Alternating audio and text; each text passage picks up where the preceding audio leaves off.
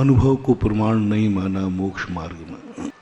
और कल हमने आत्मानुभूति की बात कही। अनुभूति के बिना हम मोक्ष मार्गी नहीं हो सकते और अनुभव प्रमाण है नहीं। जब तक आत्मानुभूति नहीं है वह वास्तविक रूप से मोक्ष मार्गी नहीं।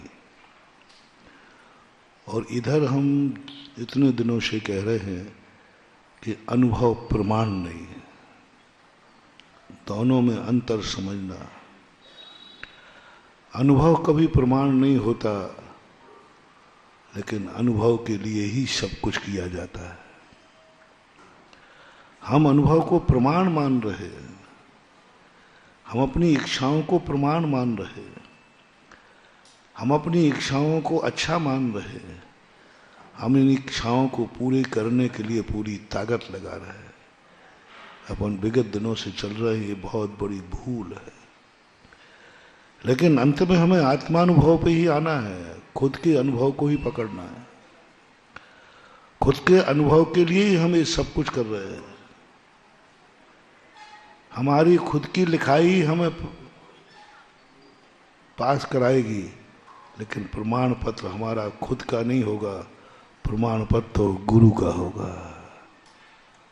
लेकिन वो प्रमाण पत्र हमारी लिखाई पे मिलेगा, हमारी मेहनत पर मिलेगा, हमारे परिश्रम पर मिलेगा, हमारी इच्छाओं पर मिलेगा।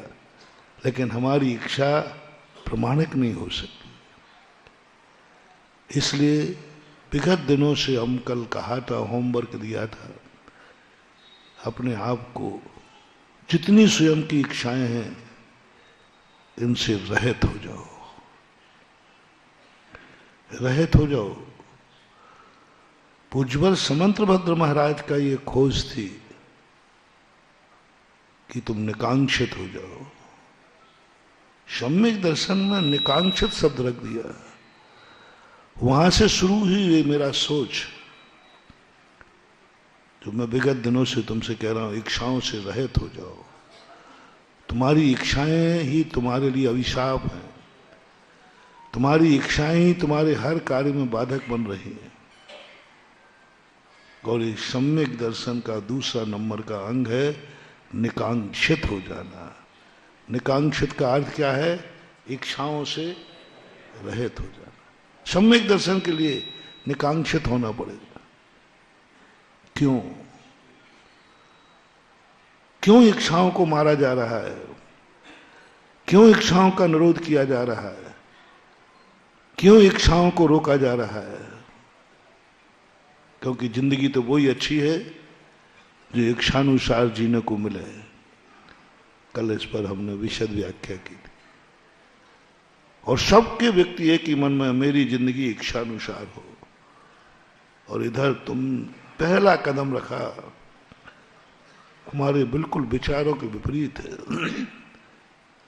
धर्म पर श्रद्धा करूं कैसे? धर्म की ऋचाएं, धर्म की गाथाएं, धर्म के भाव हमारे अनुभव की कसौटी पर विपरीत जा रहे हैं। सब उल्टा हो रहा है। इधर लिखा है कि आत्मा अजर अमर अविनाशी है, उधर थोड़ा सा सांप आ जाए तो हमें मरने की पड़ती है। इधर शास्त्रों में लिखा है आत्मा अजर अमर है, उधर सबसे ज्यादा डर किसका है? मरने का। अब दोनों को एक करो तो जाने कहां से बैठे। जितनी बातें हैं शास्त्र में सब धर्म के विपरीत हो रही है, ये इच्छाओं के विपरीत हो रही है। मुझे मरने का डर लग रहा है और वो कह रहे तू मरते ही नहीं। बोलो भाई, कौन व्यक्ति है जो इस बात पर विश्वास करता हो कि मरते ही नहीं है? मरते ही नहीं है। और जो ये कहेगा उसे अभी मैं अध्यक्ष जी से कहूंगा, इसको 2 सेल्फास की गोली खिलाना। क्योंकि इसने क्या कहा है? मैं मरता ही नहीं हूं। तो खा के देख सही क्या करता है। हाँ ठीक है, हाथ कंगन को आरसी क्या, पढ़े लिखे को फारसी क्या है। जब तू अजर अमर अविनाशी है तो थोड़ा सा आग का चटका लगा के दे। अजर है, अमर है, अविनाशी है। कब अनुभव में आया? कब अनुभव में आया ये बात? कब अनुभव की परिणति में आया कि मैं अजर हूं? आग में बैठ करके दिखा दो कि मैं अजर हूं। आग को छू के दिखा दो कि मैं अजर हूं। आग को हाथ में लेके दिखा दो कि मैं अजर हूं। मैं जल नहीं सकता। है कोई माई का लाल जो हाथ जल रहा हो, अग्नि में हाथ डालना है, अभी नहीं, और वहां कहना है मुझे अनुभव हो रहा है मैं जल नहीं सकता।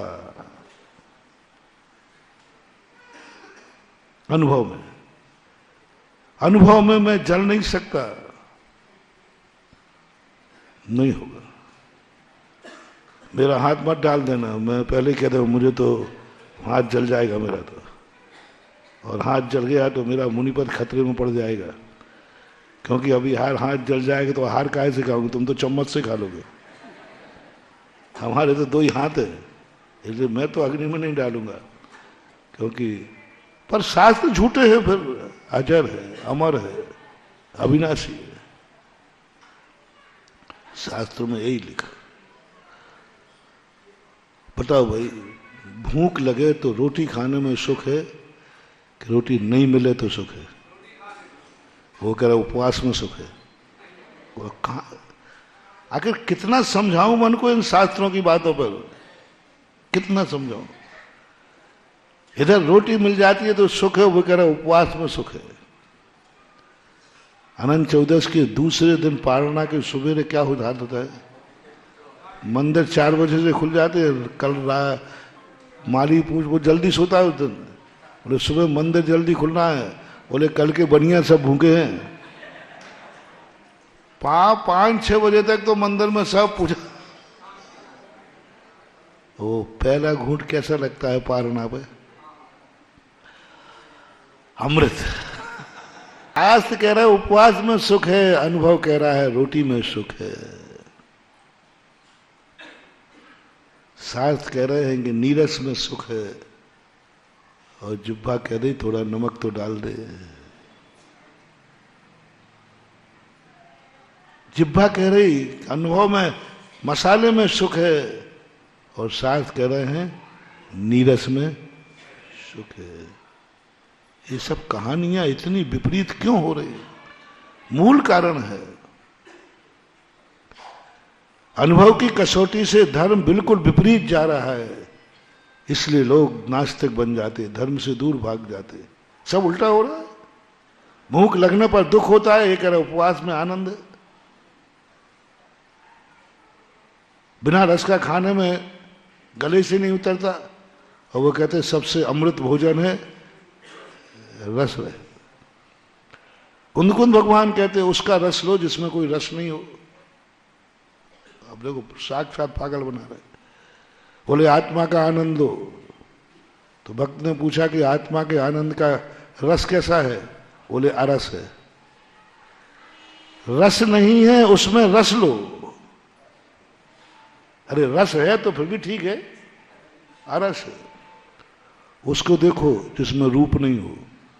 अरस मरूपम, अरूपी को देखो। रूप नहीं है तो क्या खाक देखूं? अरे रूप बता दो, काला है, गोरा है, पीला है, नीला है, अरूपी है। अब और कह रहे देखो आत्मा को, देखो कैसी है भगवान आत्मा? बोले रूप रहित। अब रूप रहित अपन ने कभी कोई चीज देखी नहीं। अरस मरूपम गंधम, अगंध है। बोले सुनो आत्मा की गंध। बोले कौन सी गंध है? गुलाब की, केवड़ा की, इतने सारे इतर है, उनकी कौन सी है? बोले अगंध है, अरूप है, अगंध है। शब्दों में कैसी है? बोले अवक्तव्य है। उसको पकड़ने जाऊं तो कैसी आकार प्रकार है? बोले जान अलिंगा गहनम, उसकी कोई पहचान नहीं है। आज का पढ़ा लिखा व्यक्ति इतने गुस्से में फेंकेगा इस गाथा को, बोले मुझे बुद्धू समझ लिखा है। आत्मा की पहचान पूछ रहा हूं कि भाई पहचान बता दो, आत्मा कैसी है। जान अलिंग ग्रहण, किसी लिंग के द्वारा वह पकड़ में नहीं आती। अब क्या करें बताओ। अब एक ही है, कुंद कुंद भगवान तुम्हारा धर्म अपने पास रखो, हम तो घर जाते हैं। व्यक्ति नास्तिक बन जाता है। बहुत कठिन है। धर्म की हर ऋचाओं में हमारे अनुभव की धज्जियां उड़ाई जा रही हैं, हमारे अनुभव को नकारा जा रहा है। हमें इंद्रिय सुख में आनंद आता है, वो कहते महा दुख है, दुख में हुआ, दुख में हुआ। वो कहता है इससे अच्छा आनंद किसी में है ही नहीं। महावीर स्वामी ने जिन जिन चीजों में तुम्हें सुख आया है ना, अपने चेले को वो सब चीजें गिन गिन के छुड़ाई, गिन गिन के एक एक के। बोलो तुम्हें मम्मी पापा जिंदा हैं, तुम्हारे ऊपर छाया है, तो तुम्हारा सुखी हो या मर जाए तो सुखी, उनके अभाव में सुखी हो। है अब महावीर ने कहा ये इनको माँ बाप हैं इसलिए सुखी है। मुनि महाराज से कहते तू माँ बाप के बिना सुखी होके दिखा, क्योंकि ये माँ बाप के बिना दुखी हैं। उल्टा, बिल्कुल उल्टा, तुम लोगों के कारण से हमारी फजीती हुई है। तुम लोगों ने जिन जिन कार्यों में दुख नजर आया, उन्हीं कार्यों के लिए हमसे कहा इन्हीं कार्यों में तुम सुखी होकर दिखाओ, और जिन जिन कार्यों में तुम्हें सुख नजर आया वो सब चीजें हमारी छोड़ा दी। तुम्हें मम्मी पापा में सुख है, लो भगवान ने कहा माँ बाप को छोड़, और सुखी होना है, छोड़ने के बाद दुखी नहीं होना है। बताओ भैया, घर का मकान बन जाए तो सुखी हो के दुखी, और नहीं बने तो? महावीर ने कहा मकान के बिना सुखी होके दिखा, क्योंकि ये मकान के साथ सुखी है। ये मकान में सुखी, तो मकान के बिना सुखी होके दिखा। परिवार के बिना तुम दुखी हो, परिवार में सुखी हो, उनका परिवार छोड़, क्योंकि ये सुखी है। उन्हें कपड़े अच्छे बन जाए तो सुखी हो के नहीं, बढ़िया शेरवानी बढ़िया, उन्होंने कहा तू बिना कपड़े के सुखी होके देखा। सर्दी गर्मी में अच्छी बढ़िया सहन करना, सर्दी में गर्म चीजें, रजाई हो, उन्होंने कहा तू बिना रजाई के सर्दी में सुखी होके देखा। एक एक गिन गिन करके तुम्हारी लिस्ट बनाइए, और जिन जिन में तुम्हें सुख नजर आया वही लिस्ट महावीर ने मुनि को पकड़ा दी, इनके बिना तुझे सुखी होना है। सीधी लिस्ट, मैंने एक बार तुम्हारी लिस्ट बनाई, मैंने बनाई। जिन जिन चीजों में गृहस्थ को सुख नजर आ रहा है संसारी को, उसी के नीचे महावीर ने लिख दिया जिन जिन को पा करके ये सुखी हैं, उनको छोड़ करके तुझे सुखी रहना है, रोना नहीं है। बताओ भैया, बाल उखाड़ने में सुख है कि दुख है? तो बस तुम्हारी आफत हमारे ऊपर आ गई ना। महावीर ने कहा बाल उखाड़ने में इनको दुख होता है, तो उखाड़ के दिखा, और रोना मत, सुखी होके दिखाना। तुम बाल उखाड़ने में सुखी हो जाते ना, तो हम लोगों को स्टंट नहीं करने पड़ते। बाल उखाड़ने में तुम आनंद में रहते, बाल उखाड़ने बहुत आनंद है, तो महावीर कहते फिर तू मत उखाड़ना है। उनको तो तुम्हारे से उल्टा चलाना है। केस लॉन्च करने में इसको दुख है, तुझे केस लॉन्च करने में सुखी होना है। इनको भोजन करने में सुख है, तुझे उपवास में सुखी होके दिखाना है। अच्छा भोजन मिल जाए ये सुखी होते हैं, तुझे नीरस भोजन में सुखी होके दिखाना है। गर्मी में चल रहे हैं, नंगे पैर चल रहे हैं, इनको बढ़िया जूते हो तो सुख है, तुझे नंगे पैर चल करके सुखी होके दिखाना, रोना मत। अब ये सारे तमाशे साधारण व्यक्ति देखता है तो सोचता है जिसके मार्ग में इतने दुख हैं, मंजिल में कितने होंगे। एक सज्जन थे, बिना नाम लिए बता रहा हूं, उनके भाव थे कि महाराज मुनि की दशा बहुत बड़ी विचित्र है, आनंद की बातें हैं, मुनि को बहुत आनंद आता है। ये पढ़ लिया उन्होंने, बस महाराज एक आशीर्वाद दो कि मैं मुनि बन के मरूं, बस मरने के पहले मैं मुनि जरूर बनूंगा। बहुत तीव्र भावना थी, स्वाध्यायशील थे। एक दिन मैं बिहार कर रहा था राजस्थान में, मेरे पैरों में छाले पड़े थे, फोले पड़े थे। मैं एक पेड़ के नीचे बैठा था, वो आ गए, उन्होंने पैर देखे, बोले महाराज पैरों में क्या हो गया। छाले पड़े। बोले महाराज चलने पर ऐसे छाले पड़ते, फिर भी अभी और चलना है। मैंने कहा अभी तो 10 किलोमीटर और चलना है। और मैंने कहा 10 नहीं, कल सुबह फिर चलना है। लगभग 300 किलोमीटर का बिहार था। बोले इस हालत में करोगे, इस हालत में बिहार होगा। मैंने कहा हाँ करना तो है। महाराज ये हालत तो बेड रेस्ट की है। जैन धर्म में इतनी निर्दयता, इतनी कठोरता, पैरों से खून बह रहे हैं तो भी दया नहीं, फफोले पड़ गए हैं तो भी दया नहीं, गर्मी पड़ रही है तो भी दया नहीं। जैन धर्म तो दया प्रधान है, इतना निर्दयी कैसे हो गया। मैंने कहा नहीं, ये दूसरों पर दया है, स्वयं पर तो कठोरता है।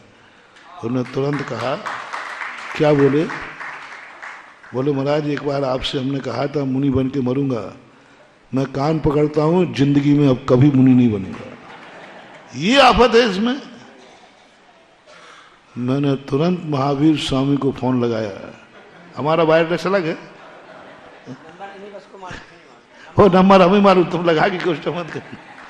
मैंने कहा प्रभु, चौथा काल था जब लोग तपस्या करते थे, कष्ट उठाते थे, तो लोग कहते थे कि ऐसी दशा मेरी कब हो, ऐसा स्वरूप मेरा कब हो। तपस्वी को देखकर, सुकौशल महाराज को देखकर, बाहुबली भगवान को देखकर मन होता था ऐसी दशा को मैं कब प्राप्त हूं।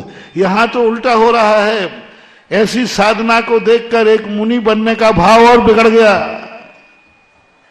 अब क्या करें, जूते पहन लो, क्या करें, गाड़ी में चलूं, अरे बहुत फायदा होगा। मैंने महावीर से कहा था, मैंने कि भगवान आप जितना तपाओगे पंचम काल के लोग उतना ही मुनि पद से दूर भागेंगे। इतने कष्ट मेरे बस की बात नहीं है।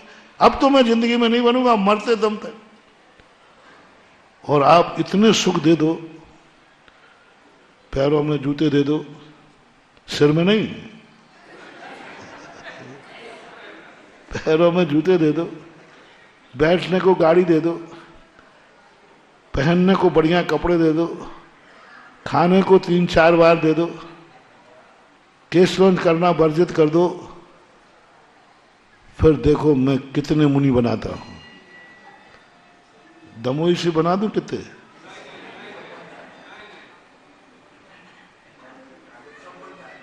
पर सारी सुविधाएं, with house, with family, with money, with diet, सब चीजें यदि सुविधाएं दे दो तो भगवान मुनि महाराज बनेंगे। बहुत ज्यादा, बहुत ज्यादा।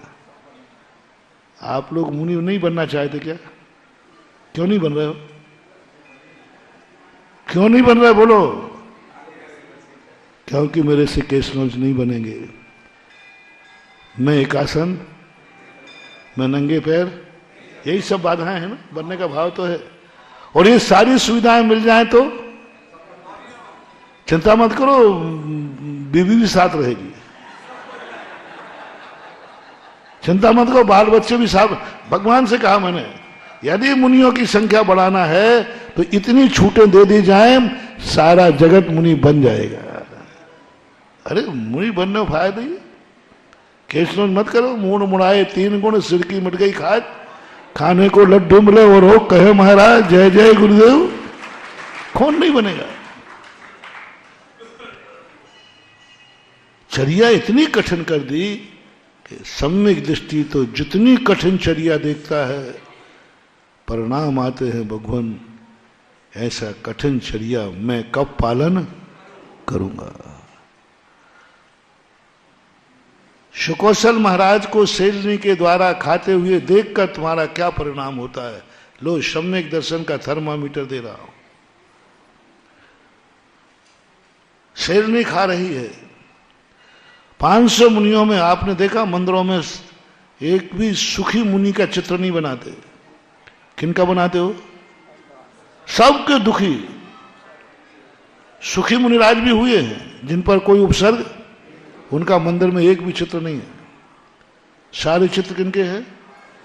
जिनका खूब संकट आए। अच्छी सतियां भी हुई हैं जिन पर कोई संकट नहीं आया, उनका नहीं बनाओगे। किनका बनाओगे? जिन सतियों पर संकट।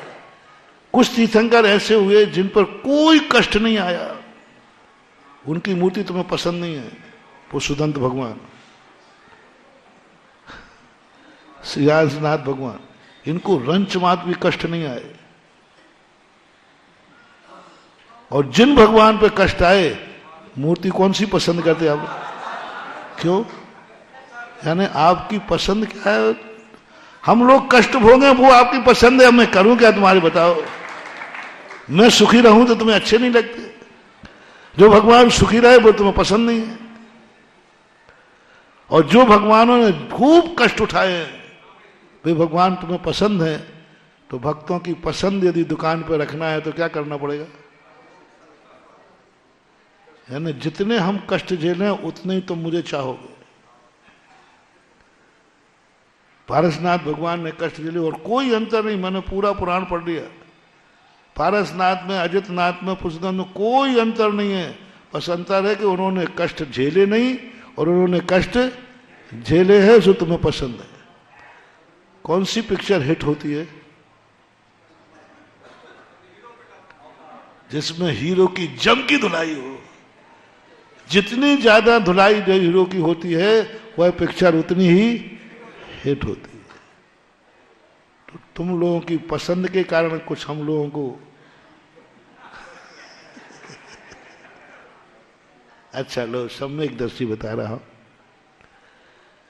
एक सुकौशल महाराज को शेरनी खा रही है।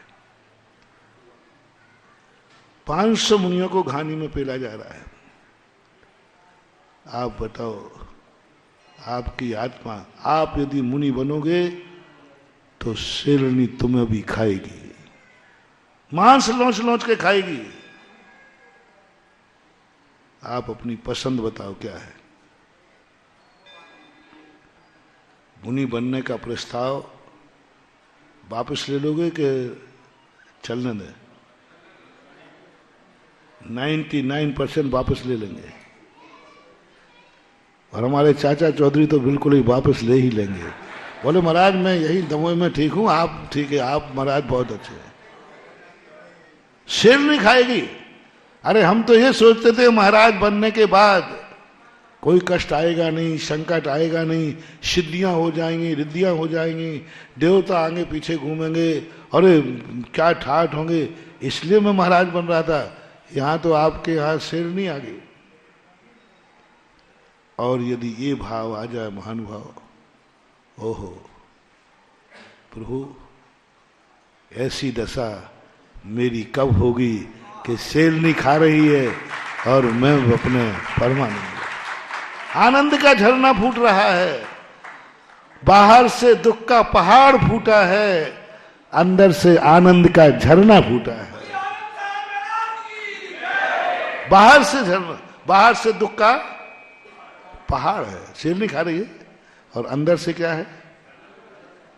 साधु को बाहर से देखोगे तो गम ही गम नजर आएंगे, जरा अंदर तो झांको, सरगम लहर आएंगे। अंदर की बात। उन सुकौशल महाराज को अंदर क्या हो रहा था? बाहर तो शेरनी खा रही थी और अंदर, बाहर शेरनी मार रही थी, अंदर वो अमरता का अनुभव कर रहे थे। क्या है दशा ये? कैसे हुई होगी? कई बार माथा गर्म हो जाता है इन प्रसंगों पर मैं सोचता हूं तो। तुम्हारा तो गर्म हो गई, तुम तो सोचोगे तो पागल हो जाओगे, मेरा तो गर्म ही होता है। कैसे संभव, क्या करूं मैं? शेरनी मांस नोच के खा रही है, कण कण पर मौत सामने आ रही है, यमराज सामने खड़ा है और महाराज को अमरता का अनुभव हो रहा है। अब हम अमर भये न मरेंगे, पर घर फिरत बहुत दिन बीते, काल अनंत गमाए, अब हम अमर भये न मरेंगे। अनुभव देखो क्या आ रहा है।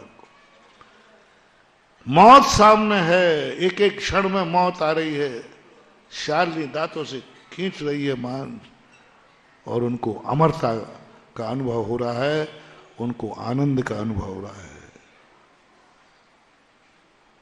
कहीं गप तो नहीं है? आ रहा है भाव, आ रहा है। तुम सही बोलो या नहीं बोलो, जब हमें मच्छर काटता है ना और मम्मी कहती जिनवाणी देख उनको शेर खा रहा था, तो हम तो कह देते हैं मम्मी गप बोल रही हो। ऐसा हो ही नहीं सकता। जब मुझे मच्छर काटने पे इतना दुख है तो शेर के काटने में कितना होगा ये तो जरूर मुझे समझ में आ रहा है, लेकिन उनको दुख ही नहीं हो रहा है और यहां प्राण निकल रहे हैं। कैसे मान जाऊं, कैसे समझ लूं, कैसे आत्मानुभव कर लूं कि ऐसा भी कभी होता है। अमरता का अनुभव, आनंद का झरना फूट रहा है, और ऐसा आनंद आ रहा है उस समय जो इंद्र नाग नरेंद्र वाह अहमेंद्र के ना ही कहो, ऐसा आनंद फूट रहा है। कब? जब श्यालिनी मांस लौच लौच करके भक्षण। बोलो कहां है धर्म?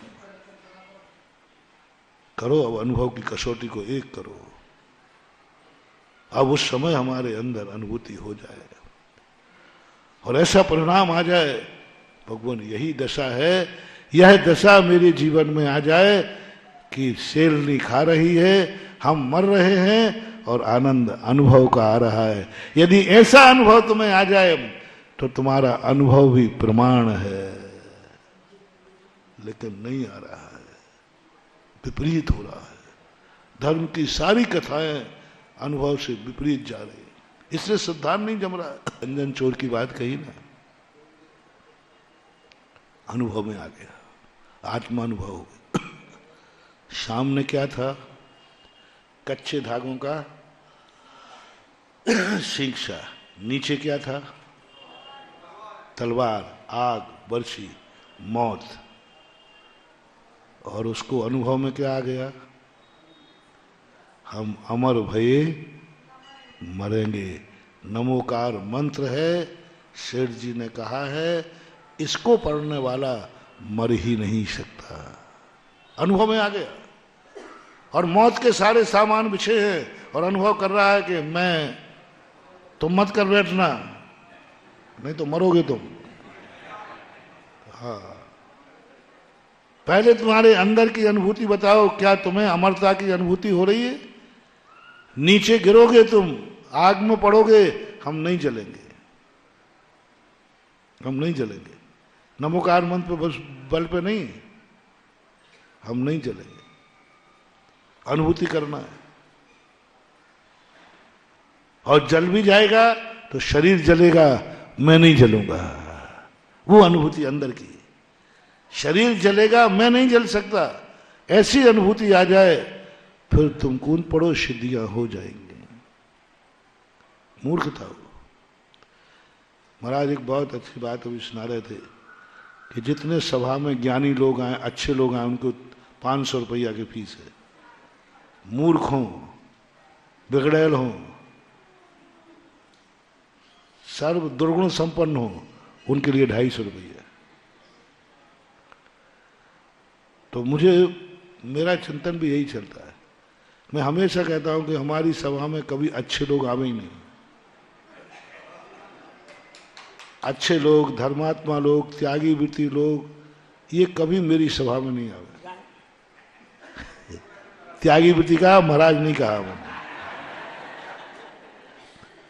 चलो अब प्रसाद सागर ने कह दिया तो इनको भी निपटाए देता हूं। देखा, अभी तुम्ही से हाँ कहलवाऊंगा। बोलो, अपने प्रवचन में अतिशय चाहिए है कि नहीं? महाराज, अपन ने प्रवचन दिया, इसकी चारों तरफ प्रशंसा हो गई कि नहीं? हाँ, नहीं, चिंता मत करो मेरे। अरे क्या बात हो गई? मैं इतना कायर भी नहीं हूं कि मैं इतना असहिष्णु नहीं हूं कि अपनी निंदा ना सुन सकूं, लेकिन इतना कायर भी नहीं हूं कि मैं अपनी प्रशंसा ना सुन सकूं। क्यों? अच्छे नंबर आए तो खुशी नहीं मनाओ? बोलो भाई, अच्छे नंबर आए तो खुशी नहीं मनाओ? अच्छा प्रवचन दो और मुझे खुशी नहीं आए, अरे मैं पागल हूं क्या? अच्छा प्रवचन दो और रोने बैठ जाऊं, आनंद की अनुभूति होती है, इसमें क्या बात हो गई? होना चाहिए। अब इसमें अतिशय ला रहा हूं, चारों तरफ प्रशंसा होगी। ये जितने अच्छे लोग हैं ना, ये प्रवचनों को बर्बाद कर देते हैं। पहली बात तो जितने अच्छे लोग होते हैं, पढ़े लिखे लोग होते हैं, इनको अक्सर कर प्रवचनों में नींद आती है, क्योंकि वो जानते महाराज जो सुना रहा वो तो हमें आउट है। दूसरी बात है, कितनी अच्छा प्रवचन दो। अब जैसे गुटखा का त्यागी यहां बैठा है, आज महाराज ने गुटखे पे गजब का प्रवचन दिया, कैसा लगा? वो तो मैं पहले ही से त्याग था, अब मिटा दिया ना 1 घंटा हमारा पूरा। अभिषेक का नियम दिया महाराज ने, आज अभिषेक पे बोला, वो तो मैं पहले ही से करता था। अब महाराज को हमने नियम दिया कि महाव्रत बहुत अच्छे हैं, बहुत बढ़िया हैं। प्रसाद सागर से पूछा, क्यों आज महाराज ने मुनि व्रत पे बहुत पहले थे? तो कहते मैं तो 25 साल पहले ही बन गया था। अब हमारी तो सारी मिटा दी ना पूरा। एक शब्द में, अरे कौन सा अच्छा दिया जो महाराज आज कह रहे वो तो 25, मैं तो पहले ही से मुनि था,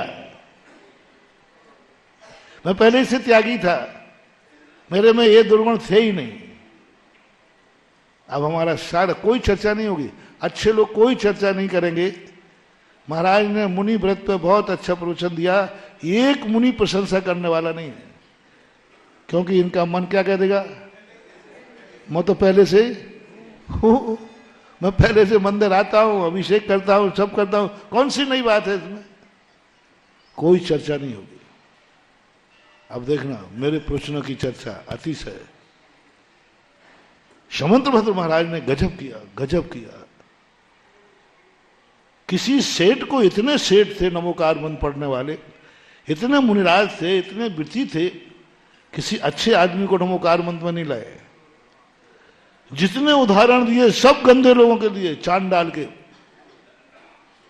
1/14 का त्याग कर दिया, उसका नाम लिख दिया। यहां जिंदगी भर का त्याग है, जन्म से ही त्याग है, एक का नाम नहीं लिखा इंसान। अरे उसने एक मछली त्याग दी, उसका नाम लिखते फिरे। यहां मछली कभी नाम ही नहीं लिया, खाने का नाम नहीं आया। करोड़ों मालाएं फेरे नमोकार मंत्र। अच्छे लोग भी थे, ऐसी बात नहीं, अच्छे लोग भी नमोकार, एक का नाम नहीं लिखा। तब मैंने समझा कि समंत भट्ट महाराज कहते हैं ये अच्छे लोग हमारी प्रभावना नहीं करेंगे, तो कहते हैं तो हम पहले ही से आता है। ऐसे व्यक्ति को लाओ जिससे लोग कहें गजब उसने। अब देखना मेरा अति से देखना, बाजार में चर्चा, एक शराबी, जुआड़ी, चोर, सब कुछ था, और वो प्रवचन में आया। और उस दिन हमने व्यसन त्याग पर प्रवचन दिया, और तुम्हारी धारणा थी सारा दमोह सुधर सकता है, ये नहीं सुधरेगा, सुधर ही नहीं सकता। महाराज आप कुछ भी कर लो, ये मंदिर नहीं आएगा पक्का है, ये अभिषेक करने नहीं आएगा पक्का है। और ऐसा प्रवचन दिया कि उसने खड़े होकर श्रीफल चढ़ाया, व्यसन त्याग दिए और अभिषेक का नियम ले लिया। अब बाजार में क्या चर्चा होगी? गजब महाराज अतिशयकारी हैं, अच्छे अच्छे लोग थक गए, अच्छे अच्छे मर गए, लेकिन क्या महाराज का प्रभाव है, क्या महाराज का प्रवचन है। उस व्यक्ति ने अभिषेक का नियम ले लिया, तो बोलो मेरा प्रवचन की महिमा कौन बढ़ाएगा? इसलिए कृपया करके अच्छे लोग पीछे बैठे, गंदे लोग आगे बैठे। अच्छे लोग हम प्रवचन में कहा करता हूं कि बूढ़े पीछे बैठो, बच्चे आगे बैठे, क्योंकि बिगड़ना तो इनको है, बिगड़े तो ये है। तो ये बात उन्होंने कही तो अब बहुत सही है, अब तो प्रमाणिकता भी मिल गई। अच्छे लोगों के 500 रुपया, चलो इनने तो 250 लगा दिया। जितने तुम्हारे नगर में बिगड़े लोग हों, जुआड़ी, कबाड़ी, शराबी, नशेड़े, भंगड़े, उनके लिए हमारी सभा में फ्री में स्थान है। और जितने त्यागी ये अच्छे लोग हैं, ये कृपया करके 500 तो कम होता है, 11 तो कम, क्योंकि उनको सुनाने से कोई मतलब निकलने वाला, वे तो एक सीट और रोक के बैठे। वो सुधर रहा है, बात सही है।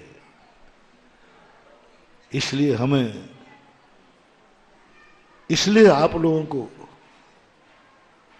फोकट में एंट्री चाहिए है तो सभा में मूर्ख बन करके आना। इन्होंने थोड़ी भाषा कोरे कागज बन के आना, लेकिन सुधा सागर की भाषा तो वही है, मूर्ख बन के आना। कुछ नहीं, मैं कुछ नहीं जानता, इडियट, मुझे कुछ मालूम नहीं है। जो गुरु बताएंगे वही सत्य है और वही स्वीकार है और यही है।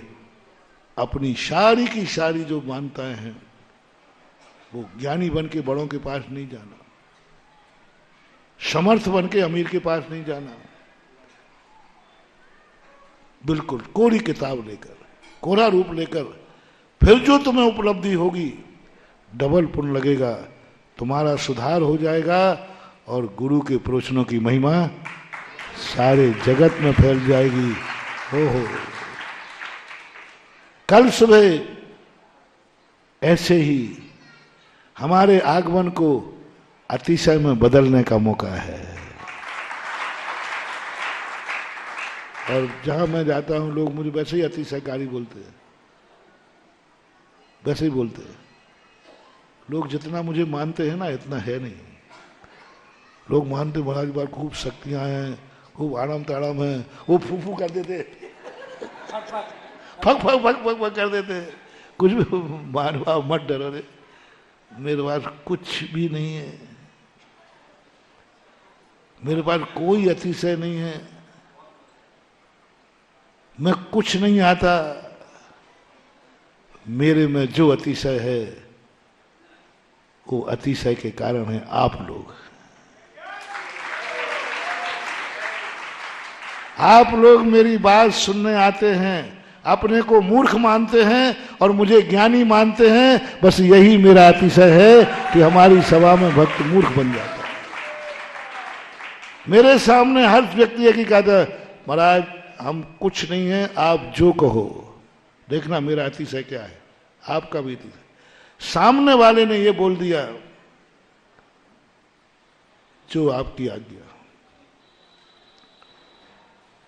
तुम्हारा कोई विचार, मेरा कोई विचार नहीं, जो आप कह रहे हो वही सत्य है, वही स्वीकार है, समझ लेना मेरे वचनों में अतिशय आ जाएगा और ये अतिशयकारी हो जाएंगे। मेरे बोलने से अतिशयकारी नहीं है, तुम्हारे स्वीकार करने से अतिशयकारी है। स्वीकार करना। तुम लोग समझते हो जैसे मंदिर वगैरह होते हैं तो हम पहले कहते भैया देखो ऐसे समर्पित हो जाओ जैसे ऑपरेशन थिएटर में होते हो। ऑपरेशन थिएटर में मरीज कैसे समर्पित करते हो? मरे चाहे तो लोग कहते महाराज ये तो आपकी गलत बात है, ये तो बांधना है, ये तो क्या बोलते हैं उसको अधिकृत करना है, ये तो राठौड़ी है बांधना। तुम नहीं समझ पाते हो। बस यही बात से मैं तुरंत निर्णय कर लेता हूं इस कार्य में मैं सफल होऊंगा, कोई ताकत बिगड़ नहीं जाएगी, अतिशय होगा। मात्र इतना तुमने कहा, मैं कुछ नहीं हूं, आप जो कहोगे वही सत्य है, बस यही अतिशय है। मेरे आशीर्वाद में अतिशय नहीं है, मेरे वचन में अतिशय नहीं है। तुमने जो श्रद्धा से स्वीकार किया उससे मेरे वचनों में अतिशय आता है। इसलिए मैं कहता हूं कि तुम्हारा कुछ भी मूर्ख बन, सब कुछ, मैं कुछ नहीं जानता, ये शब्द तुमने कहे नहीं, और हमें खुशी आ जाती है, अब मेरे वचनों में अतिशय आएगा। पर अतिशय कौन करता है? तुम समझो मैं करता हूं, अतिशय करने वाले तो आप लोग बैठे हो। मेरा आशीर्वाद सफल करना, परसों कह रहे तो वीर शर्मा जी, कभी तो आप बोलते नमोस्तु को सिद्ध करो, कभी बोलते आशीर्वाद को सिद्ध करो। नहीं, ये बोलता हूं नमोस्तु से आशीर्वाद को सिद्ध करो। होना नमोस्तु है, चमत्कार नमोस्तु से होना है, लेकिन महिमा किसकी गाना है? आशीर्वाद की। गुरु ने आशीर्वाद दिया है, इसको सिद्ध करना है। कब सिद्ध होगा? जब हम नमोस्तु सच्चा होगा, समर्पण सच्चा होगा, स्वीकारती सच्ची होगी, तो फिर वही जो नमोस्तु है वह चमत्कृत होगा। लेकिन सिद्धि किसकी हुई? तुम्हें नमोस्तु की नहीं, आशीर्वाद की सिद्धि। इसलिए अनुभव को हमें प्रमाण करना है। अनुभव प्रमाण होगा, उसे आत्मानुभव बोलते हैं। जब विपरीत दशा में आकर के व्यक्ति अजर अमर अविनाशी की चर्चा करता है, अनुभव में आता है, और अनुभव में आया कि नहीं आया, क्या तुम्हें सुकौशल बनने का भाव आ रहा है?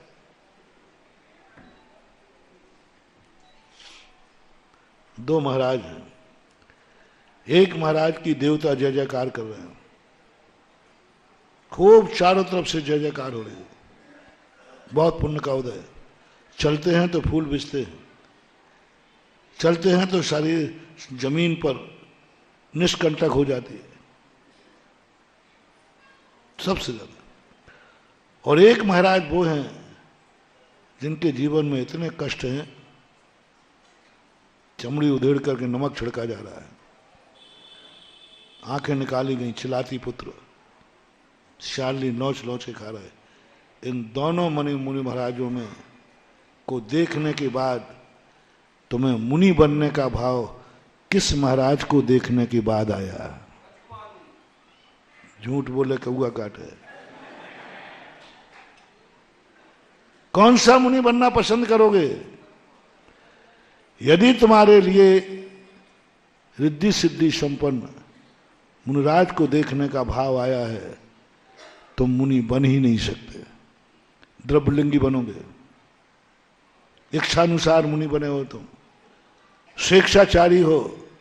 पूज्यवर कुंद स्वामी ने स्वेच्छाचारी मुनि की बड़ी निंदा की, क्योंकि ये तो तुम्हें पसंद है कि रिद्धियां सिद्धियां हो, सुख हो। कभी मुनि नहीं बन पाओ, क्योंकि तुमने सुख देख लिए, सुख को देखकर दुनिया के भाव, लेकिन कभी ये भाव आ जाए सुकौशल मुनिराज को देख करके मेरा मुनि बनने का भाव आया है, और ये भाव आया है, यही दशा मुझे प्राप्त हो, जाओ तुम मुनि बनोगे, सच्चे मुनि बनोगे, और तुम्हारे मुनिपने में चमत्कार होगा। इसलिए मंदिरों में उन मुनियों की फोटो नहीं है जिन पर कोई संकट, क्योंकि उनको देखकर तुम्हें मुनि बनने का भाव आया। द्रव्यलिंगी मिथ्या दृष्टि।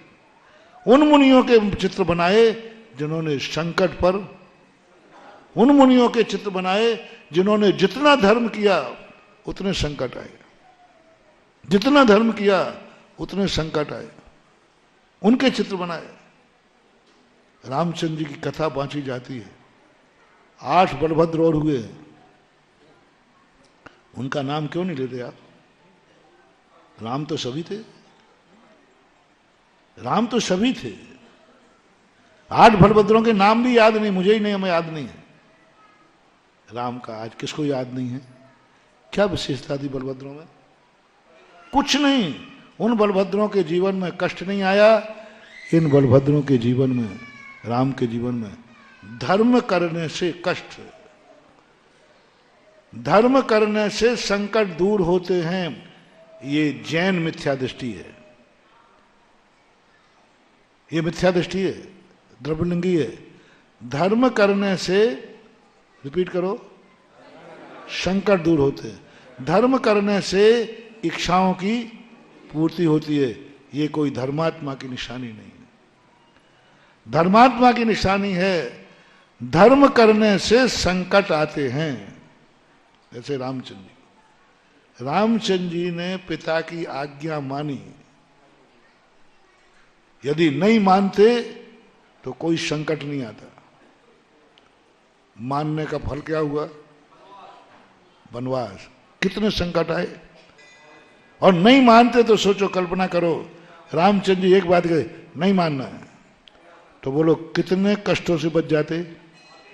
अयोध्या के राजा होते, राजगद्दी होते, महलों में होते, कोई उनके ऊपर धूल भी नहीं फेंक सकता था। मात एक अधर्म का सहारा लेना था, मात पिता की आज्ञा का पालन नहीं करूंगा, इतना सा, कोई बड़ा पाप नहीं कर रहे थे, इतना सा पाप था, इतना सा, कितना था वो पकड़ भी नहीं आ रहा है, इतना सा पाप था, मैं वनवास पिता की आज्ञा है नहीं मानूंगा। बड़ा हूं, पंचायत बैठा लू। पंचायत किसके पक्ष में जाती है? रामचंद्र जी। हम साधुओं से भी पूछते तो किस पक्ष में जाते? कानून उनके पक्ष में, पंचायत उनके पक्ष में। और एक और, ओहो, दशरथ जी ने कहा, बेटा मैं तो वचन का बंधा हुआ हूं, तू तो वचन का बंधा नहीं है, मैं तो जरूर कहूंगा, तू मानना मत। दशरथ ने कहा है रामचंद्र से कि मैं तो वचन का बंधा हुआ हूं, तू तो वचन का बंधा नहीं है मेरे से, तूने तो कभी नहीं कहा कि मैं पिता की आज्ञा मानूंगा, तेरा कोई वचन नहीं, वचन मेरा है, इसलिए तू मुकर जाना कि मैं नहीं जाता हूं वनवास। पिताजी ने कहा दशरथ से, माता तो कह ही रही थी। और रामचंद्र जी जानते थे कि पिता की आज्ञा मानने से कितने कष्ट हैं, ये सब मालूम था उनको। पद्म पुराण में रविशेन आचार्य महाराज ने लिखा है, सब कुछ मालूम था उनको कि मैंने पिता की आज्ञा मानी, कितने कष्ट हैं। उसका प्रसंग आया है, सीता को संबोधन कर रहे हैं। रामचंद्र जी वनवास जाते समय सीता को संबोधन कर रहे हैं कि जिद मत करो तुम मेरे साथ जाने की, मालूम वहां कितने कष्ट होंगे। जितने कष्ट आए हैं ना, ये सब रामचंद्र जी ने सीता को पहले गिना दिए थे, क्योंकि वो तो सबको मालूम है वनवास में क्या कष्ट आएंगे। ये भी बता दिया कि मैं तुम्हारी रक्षा कैसे करूंगा, दो लोग हम कैसे रक्षा कर पाएंगे, सब कुछ बता दिया था। है ना, रामचंद्र जी जानते थे कि पिता की आज्ञा पालन करने से कितने कष्ट हैं और नहीं मानने में कितने सुख हैं। फिर उन्होंने क्या किया? क्या तुम्हारी हिम्मत है? धर्म करूंगा तो कष्ट आएगा, धर्म नहीं करूंगा तो कष्ट नहीं आएगा, ये फैसला तुम्हें करना है। और तुमने कहा मैं धर्म करूंगा, कष्ट के लिए तैयार हूं, बस वहीं से धर्म शुरू होता है, वहीं से धर्म शुरू होता है। हमने बनियों का धर्म अच्छा रखा है, धर्म करने से बहुत सुख है, भक्तामर करने से संकट दूर हो जाएगा, फलाना व्रत करने से हो जाएगा, बस बनियों का धर्म चल रहा है, जैनी का धर्म खत्म हो गया। सम्यक दृष्टि जीव मरता हुआ अमरता का अनुभव करेगा। क्या पंक्ति लिखी है पंडित जी साहब ने, अब हम अमर भये न मरेंगे। कहाँ है अनुभव की बात है? कौन से आ रहा है अनुभव में? ऐसी अनुभूति हमारे लिए आना है। और अभी जो हमें अनुभूति आ रही है कि मैं मर सकता हूं, कष्ट आएंगे मेरे जीवन में, ये अनुभूति वर्जित कर रहा हूं 3 दिन से। आज भी आपका समय हो रहा है। क्यों वर्जित की जा रही है? कारण क्या है? वह कारण है सम्यक दृष्टि होना है हमें। सम्यक दृष्टि होने के लिए पहला कदम है निसंकित के बाद निकांक्षित होना। कल मैंने कहा था ना कि धर्मात्मा बनना है, सम्यक दृष्टि बनना है, तो सबसे पहले इच्छाओं से रहित हो जाओ। तुम्हारे मन में कोई इच्छा तो नहीं है? कल कहा था मंदिर के आने के बाद कोई इच्छा पूर्ति कराने का भाव तो नहीं है? बड़े लोग मिलने के बाद इच्छा पूर्ति कराने का भाव तो नहीं है? बड़े लोगों से अपने संकट दूर कराने का भाव तो नहीं है? ऐसा तो नहीं है कि अब कुछ नहीं है, महाराज का आशीर्वाद है, हमारे सब संकट दूर हो जाएंगे, ये भाव तो नहीं आ रहा है? बड़े की सिद्धि तुम्हें नहीं होगी, गुरु की सिद्धि नहीं होगी, क्योंकि तुम्हारा भाव क्या है? गुरु महाराज का आशीर्वाद है, कोई संकट आएगा ही नहीं, गुरु की सिद्धि नहीं होगी। महाराज का आशीर्वाद है, मेरी हर इच्छा पूरी हो जाएगी, गुरु की सिद्धि नहीं होगी। पर यही अपन सबकी धारणाएं हैं कि नहीं? मंदिर के प्रति यही धारणा है कि नहीं? नमोकार मंत्र के प्रति, भक्तांबर के प्रति, पूजा पाठ के प्रति, अभिषेक के प्रति, सब में एक ही धारणा है। यही धारणा हमें धर्म से दूर कर रही है। अब थोड़ा सा उल्टा कर लो, थोड़ा सा कर लो कि नहीं, धर्म करने से संकट आएगा, धर्म करने से संकट नहीं आएगा, ये नहीं, धर्म करने से संकट आएगा, पक्का है आएगा। और धर्मात्मा पर संकट नहीं आए तो वो नकली धर्मात्मा है। इसलिए संकट आ रहा है, यही असली धर्मात्मा की पहचान है। आने दो, हमें मालूम है क्या क्या संकट आने वाले हैं धर्म से। मुनि को महाराज ने पहले ही बता दिया था, मुनि बनने से सुख क्या है ये नहीं बताया पहले, मुनि बनने से कष्ट क्या। सबसे पहले केशरंज कराया, देख ले, पहले सबसे पहले केशरंज कराया, देख ले, मुनि बनने के पहले ये कष्ट भोगना पड़ेगा। तैयार है? हर 2, 3 और 4 महीने के अंदर, साल में 4 बार, 3 बार, 6 बार ये कष्ट भोगना पड़ेगा। तो मुनि बन रहा है सुख के लिए नहीं। तो निसंक सम्यक दर्शन की यदि हमें प्राप्ति करना है तो इच्छाओं से रहित हो जाओ। क्यों हो जाओ? क्यों करना चाहते हो इच्छा से रहित? आपका समय हो गया, कल प्रसंग दूसरा है। यदि प्रवचन सभा हुई तो फिर बताऊंगा क्यों हमारी इच्छाओं से रहित करना सम्यक दृष्टि को क्यों जरूरी है, क्यों रखा निकांक्षित अंग, क्यों इच्छाओं को मारा जा रहा है, क्यों इच्छाओं से रहित किया जा रहा है। इसके पीछे बहुत बड़ी कहानी है महानुभाव, बहुत बड़ी कहानी है। बच्चे को क्यों कहा जा रहा है मुझे तो मिट्टी खाने में आनंद आ रहा है, मुझे तो मिट्टी खाने में आनंद आ रहा है, और मिट्टी छुड़ा ली जाए तो रोना आ रहा है, ये माँ मुझे मेरा सुख क्यों नहीं देखना चाहती, माँ मुझे सुखी क्यों नहीं देखना चाहती। सुनो रे बालको, उस बालक की कहानी नहीं, तुम भी बालक ही हो। इसलिए भगवती आराधनाकार ने गृहस्थ को बालक ही कहा है। मैंने सोचा कि 80 साल के बुढ़े को बालक कह रहे, तो बालक का लक्षण देखा कि बालक मिट्टी खाता है, उसको अच्छी लगती है, और जब मिट्टी छुड़ाए तो उसको बुरा लगता है। वो कहता है कैसी माँ है, मुझे सुखी नहीं देखना चाहती। ऐसे ही तुम संसार के विषय भोगों की मिट्टी खाते हो, और हमने छुड़ाया और तुम लगा महाराज को पता नहीं क्या हो गया, हमें अच्छा देखने नहीं चाहते। गुटखा खाने वाला भाग रहा है, रात्रि भोजन करने वाला भाग रहा, अपन मंदाहार में नहीं जाना, रात्रि भोजन त्याग देंगे क्योंकि उसी में तो हमें अच्छा लग रहा है। और पता नहीं महाराज हमें सुखी देखना चाहते कि नहीं। धन दौलत देखा और दान दिलाएंगे, पता नहीं महाराज हमें धनवान देखना चाहते नहीं, बस धन देखा नहीं और कहते दान दे, है ना। महाराज लोग हमें सुखी देखना ही नहीं चाहते हैं। ये धारणा तुम्हारी बनी है, यही धारणा बालक की बनी है कि माँ मेरे लिए सुखी क्यों नहीं देखना चाहती, मुझे तो मिट्टी खाने में अच्छा लग रहा है। और महानुभाव, तुम्हारी तो आदत हो गई, मां मुझे मिट्टी खाना अच्छा लग रहा है, मां क्यों नहीं खाने दे रही है, आरोप लगाओ, मां मुझे सुखी देखना ही नहीं चाहती। अब ये आरोप लगा दो तुम मुझे, आप लोग महाराज हमारे हर सुख में बाधक हैं, आप सुखी देखने नहीं चाहते, आप दुखी हैं, हम लोगों को भी उसी मार्ग पर लाना चाहते। आज तुम्हारी बात कही, कल यदि मिलेगा समय तो मां तुम्हें सुखी क्यों नहीं देखना चाहती है, मां मिट्टी छीन कर तुम्हें रोना क्यों देखना पसंद कर लेती है।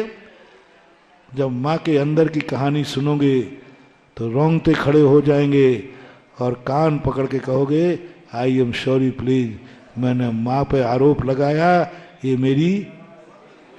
अब मां का हृदय सुनाऊंगा, समंद्र भद्र के आज बताऊंगा कि वो क्यों नहीं चाहते हैं कि तुम इच्छाओं से रहित हो जाओ, क्यों चाहते हैं इच्छा से रहित करना। आज तो इतनी समय हो गया।